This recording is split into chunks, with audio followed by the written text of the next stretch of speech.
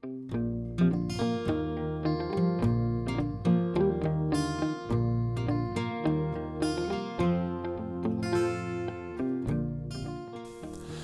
amici, benvenuti sul mio canale.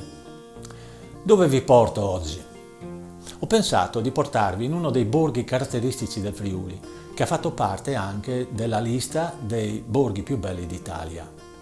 Parlo di Valvasone, che è in provincia di Pordenone, è un centro che conta oggi poco più di 2200 abitanti. Si trova lungo il fiume Tagliamento, al confine tra la provincia di Udine e quella di Pordenone.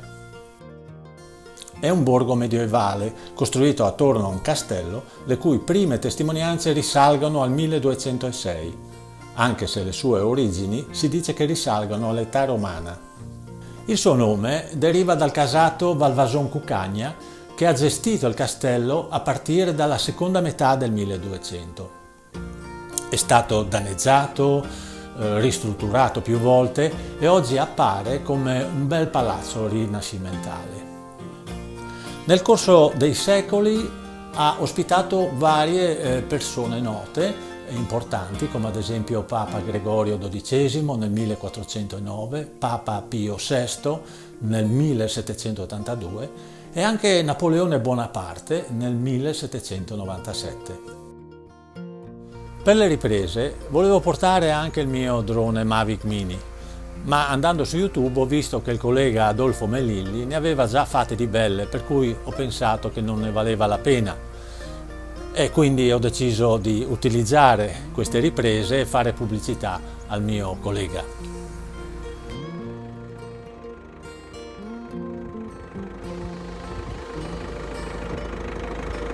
Mi dimenticavo. Per la musica ho deciso di dare spazio a due youtuber che a me piacciono tantissimo, gli Overdrive Duo. Andiamo!